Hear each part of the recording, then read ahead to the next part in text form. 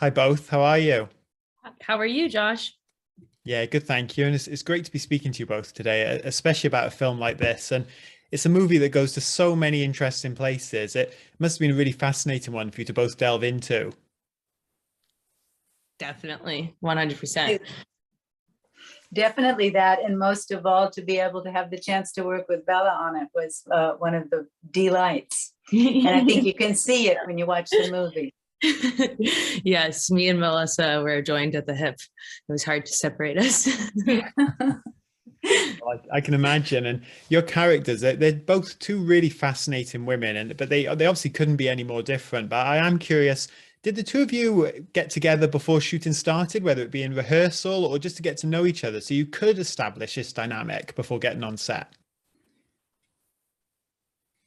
I was shooting a show at the time when we filmed this movie, so I was only able to fly in on, and they had already started, building their family, and I was just like the last one. And I came in. I didn't have real rehearsal time with Melissa, but luckily us talking about it, going over it like that was our rehearsal, in a way for at least our scenes because I was only in and out. And I was just so fucking lucky just to I don't know the word for this, but her presence, and for me to just keep taking in her presence. I'm not saying this right, but it completely brought me to life for sure, working with Melissa as that character. Yeah, that's exactly what it is, Bella. It's called acting. And when you're able to do it together, it just happens. And it's the happiest time on the planet. Amazing. And of course, Melissa, your character in this film, she is dealing with terrible grief and I think every parent's worst nightmare. So for you as a performer, what is it like getting into the mindset of a woman like this who just everything in her life is just going such an awful direction? And then obviously she's put on this mission of almost revenge. But for you, is that something that follows you home at the end of the day, or can you quite easily get out of that mindset? No, because of the fun of it. That she's being guided by these characters that she's played. Do you see? So that it's not my attention wasn't on some, I've played the parent of a dead child in the past, and I've had the response from parents who have lost their children. And it's too serious a subject to, so I was engaged in the mystery and the fun and the coaxing by these characters. Because Bella, don't you bring all the characters along with you in some kind of way in your life?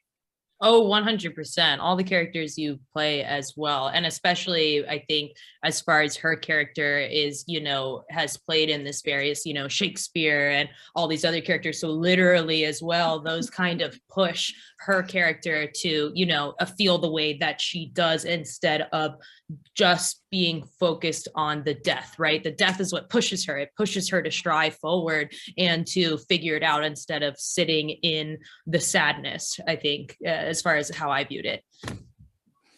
Yeah, absolutely. And Bella, of course, on the other hand, your character, she is this very enigmatic, mysterious person, really.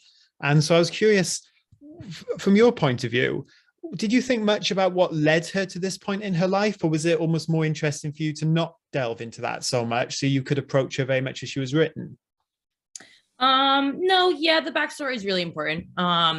Thinking of how she's gotten here. I remember when I was shooting with Melissa, I kept thinking in my head, just repeating this to myself while we're speaking. I have so many things to hide. I have so many things to hide. I have so many things to hide, because she is really hiding, and it's piece by piece that she's deciding to give this information to her. And as well as her background is not a clean background, and so that as well feeds into why she has so much to hide and why her mouth is closed until it's opened, and that I kept repeating that to myself, because especially in that first scene, where I see her in the car and the gun situation happens, that was a really pivotal scene, and we actually started with that scene, and I was super happy that we did. I started when I started, we started with that scene, and there was so much anxiety that needed to be built between these two characters. There was so much left unsaid that needed to be said in silence. And that was so important of how do we say this in silence without giving each other the information we need. And again, yeah, I kept repeating that to myself of I have so many things to hide. Oh, Jesus. Oh no, don't look into me. Because I'm hiding a shit ton of information you need.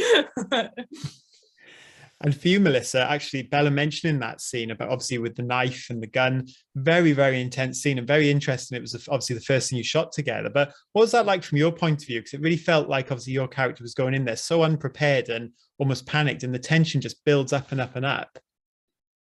I wanted to be sure that the mother had a build in the capacity to murder. Mm-hmm. That did cross my mind as an actor. And so it just happenstance. It was interesting that she was using the knife to do the apple. And so she had it in her hand only, and ends up bringing it downstairs with her, maybe a last thought or something like that. And that helps me as you look at what goes on in the film, not to give anything away, you see how she could maybe build towards grosser and grosser taking of human life. Yeah, and throughout the film, it's something that's really interesting, peppered from start to finish, all these Shakespearean references. So with the way that feeds into the story, but obviously more for you, Melissa, maybe than you, Bella, but the way it filters into the story, did that really factor into both of your thought processes as well? The characters to me were an enormous part of doing the film.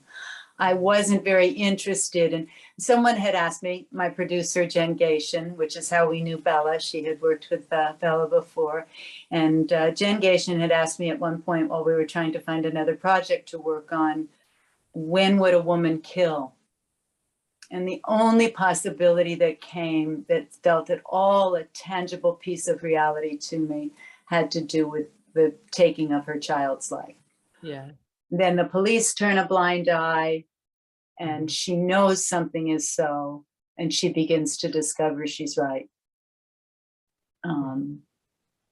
And so then the characters are the thing that make it fun, that make it a movie, that make it an adventure, you know?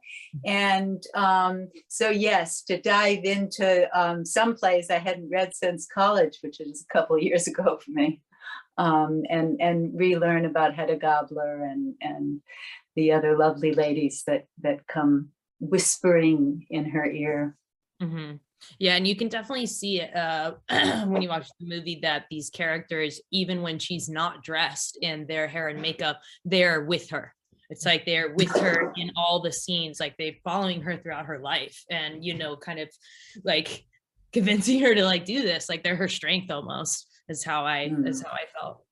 Absolutely. And just on another note for a second, Bella, I know in an interview years ago you mentioned about wanting to play a female version of Deadpool, and that feels like something that's followed you around for years. I'm always seeing you fan cast into these superhero projects, and they have done a lady Deadpool character now, but is that something, or just that superhero world in general, one that still interests you as a performer, do you think? Yeah, superhero is definitely fun. I love action stuff. Naturally, I do a lot of action stuff, so stunts and whatnot. It's just always really fun, on sets where it breaks up also the workday when you get to concentrate on the body and the feel and how to perform with not using just your voice, and that's always really fun for me. And Deadpool, my favorite, also because it is so raunchy, and hello, who does not love Ryan Reynolds? He just fucking nails that role to the floor. And I love, what I love about Deadpool is that very also realism mixed with the superhero world, something where we can feel like we could talk to this superhero now in today's day while still having them be a superhero. I love that shit. Like The Boys, I love that TV show. It's fucking just Well, they are doing Deadpool 3 now, so fingers crossed for you, Bella. And guys, I'm here. Where are you at? Oh, she'd be so good for it, man. They'd be fools to overlook her. I love you, Melissa. Couldn't agree more. Well, both of you, we have to wrap, but thank you so much for taking the time today. You are both so terrific in this film, and it's such a fascinating movie to unpack, and I cannot wait for people to see it this week. So thank you again. Thank you. Thank so you. lovely to So talk sweet. to you. Thanks, guys. Have Yeah. a great day.